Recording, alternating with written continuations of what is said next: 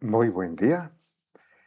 Tenemos la lectura de la liturgia de la palabra del día sábado 8 de agosto, en la decimoctava semana del tiempo ordinario, ciclo litúrgico A. Celebramos este día a Santo Domingo de Guzmán, presbítero. Bueno, Santo Domingo de Guzmán es muy conocido como el santo que inició el rosario, ¿no? Se cuenta que la Virgen Santísima se le apareció un día y para ayudarle en la conversión de las almas, le entregó el rosario y le enseñó a rezarlo, ¿no? Entonces debemos a Santo Domingo el Santo Rosario. Santo Domingo también es conocido como el fundador de la Orden de los Predicadores, que llegaría a conocerse como los dominicos, ¿no? Una orden dedicada precisamente a la predicación del rey.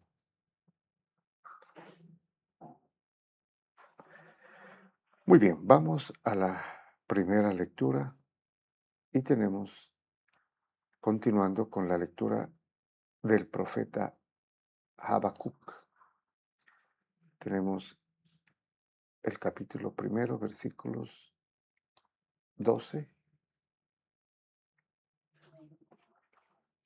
y del capítulo segundo, del 1 al 4. Muy bien. Nos dice el profeta Habacuc: Señor, ¿no eres desde siempre mi Dios? Oh Santo, que no muramos. Señor, lo pusiste para sentenciar. Oh roca, lo estableciste para juzgar. Tus ojos puros para contemplar el mal no soportan ver la opresión. ¿Por qué pues ves a los traidores y callas cuando el malvado se traga al justo? Bueno, el contexto aquí nos dice históricamente que en esta época el imperio babilónico, ¿no?, hacía y deshacía prácticamente, no solamente con el pueblo judío que había sido exiliado a Babilonia, sino también con todos los pueblos. Y a pesar de que eh, Babilonia fue un instrumento para el castigo de su pueblo, se excedieron, ¿no? Se excedieron tremendamente. Y por eso aquí el profeta se refiere a esos excesos de sangre del imperio babilónico. Y continúa: tratas a los hombres como a peces del mar, como a reptiles sin dueño. Los atrapa a todos con el anzuelo, los arrastra con su red, los amontona en su barca, contento y alegro. Por eso ofrecen sacrificios a su red e incienso a su barca, pues en ellos tienen su sustento, su ración y su comida abundante. ¿Seguirá vaciando su red, asesinando pueblos sin compasión? Bueno, esta es la pregunta que se hace el profeta y que se la hace a Dios, ¿no? ¿Seguirá este imperio haciendo y deshaciendo en términos del pillaje, que hacía y la devastación, ¿no?, a los pueblos circunvecinos. Incluso se refiere a que todo lo que hace lo ofrece en sus sacrificios religiosos a los dioses falsos, ¿no? Incluso se dice que eh, tenían la espada como un dios, ¿no?, al que o a la que le ofrecían sacrificios, a todos los instrumentos de guerra. Bueno, y continúa el profeta Habacuc.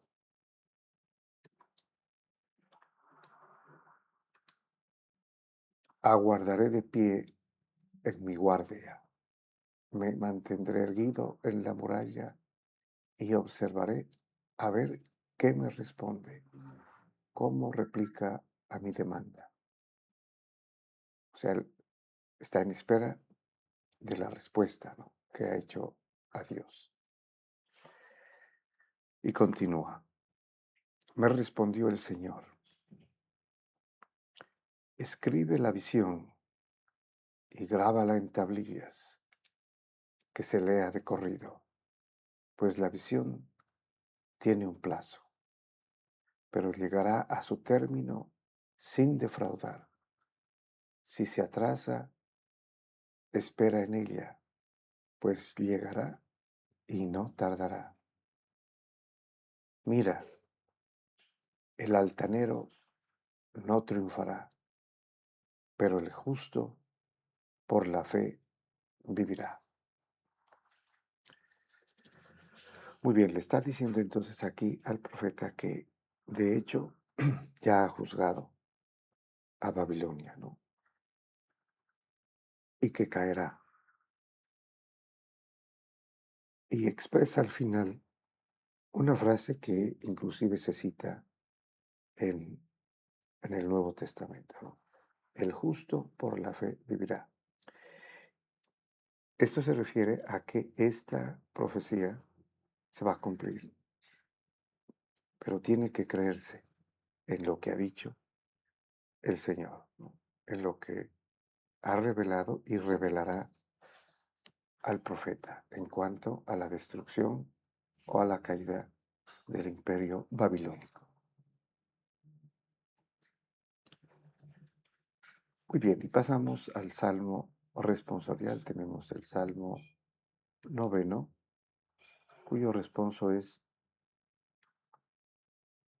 no abandonas a los que te buscan, Señor. Bueno, este salmo es un salmo de esperanza que apunta precisamente a la era mesiánica. El, el salmista ya ha hablado sobre el perdón, sobre la reconstrucción, la reunión del pueblo de Dios. Y en esta parte se va a referir a la verdadera eh, conversión del pueblo, apuntando a la era mesiánica e incluso a la iglesia, ¿no?, que es la unión del pueblo con los gentiles, haciendo parte de la iglesia católica universal, el segundo pueblo de Dios, y la alianza nueva y eterna. Nos dice entonces el salmista: Dios está sentado por siempre en el trono que ha colocado para juzgar. Él juzgará el orbe con justicia y regirá las naciones con rectitud. Entonces aquí ya están los gentiles, ¿no?, los paganos, en el juicio. Y esto implicaría escatológicamente el final, ya con la iglesia, con la reunión de todos los pueblos. Él será refugio del oprimido, su refugio en los momentos de peligro. confiarán en ti los que conocen tu nombre, porque no abandonas a los que te buscan. Y termina. Tañan en honor del Señor que reside en Sión. Narren sus hazañas a los pueblos. Él venga la sangre. Él recuerda y no olvida los gritos de los humildes. Bueno, aquí se refiere a los fieles, a los piadosos, a los que siguen en Él, ¿no? Y no les son infieles. No olvida los gritos de los humildes, las oraciones de sus fieles.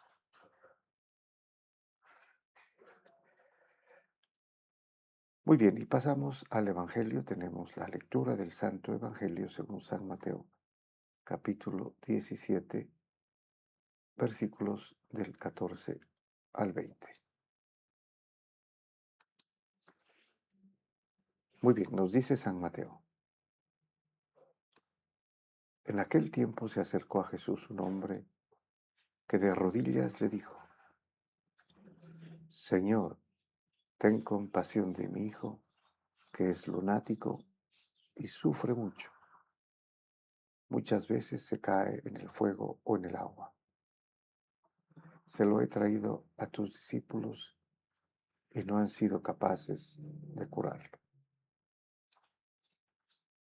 Bueno, este es un hombre que tiene un hijo que tiene un demonio, ¿no? Tiene un espíritu malo. Y sufre mucho, le dice el padre. Y se lo ha llevado a los apóstoles, pero dice, no han sido capaces de curarlo. O sea, en tono de queja, ¿no? Sin embargo, hay que tener en cuenta la respuesta del Señor, porque Él no quiere avergonzarlos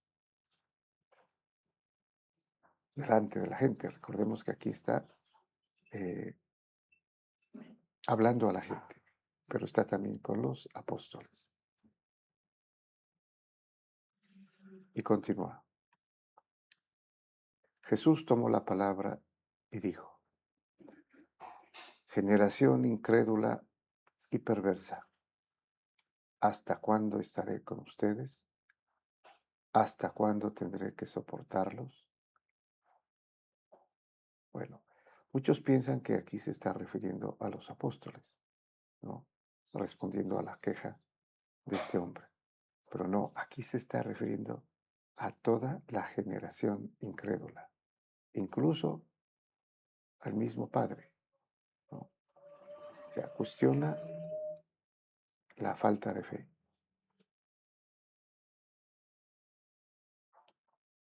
Y continúa. Tráiganmelo. Jesús increpó al demonio y salió. En aquel momento se curó el niño. O sea, otro milagro instantáneo, ¿no? De expulsión de un demonio, como lo dice el texto. Luego, ¿no?, se infiere desde el texto, cuando estuvieron solos, Jesús y sus apóstoles, ocurrió lo siguiente. Los discípulos se acercaron a Jesús y le preguntaron aparte, ya aparte de la gente, ¿y por qué no pudimos echarlo nosotros?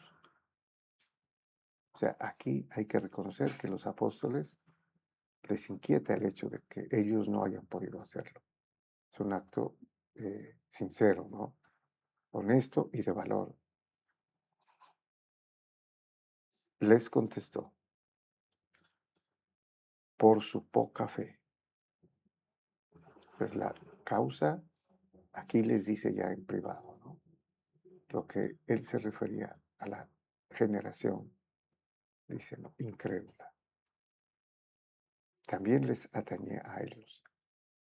sea indirectamente avergonzarlos en delante de toda la gente.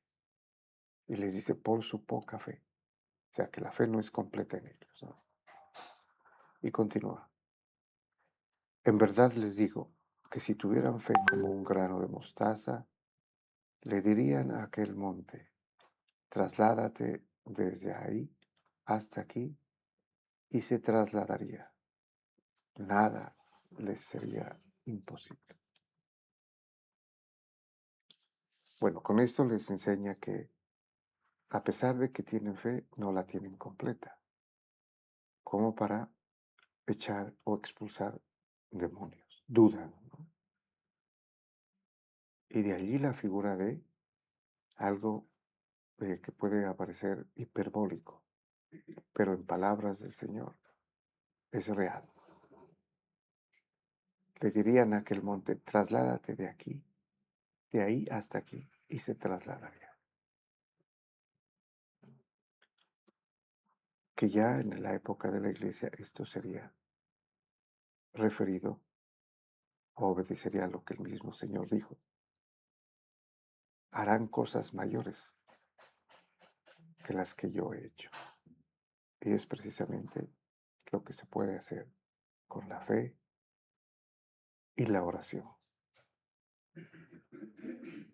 Nada les sería imposible, especialmente la oración de intercesión, ¿no? Muy bien, muchas gracias y bendiciones.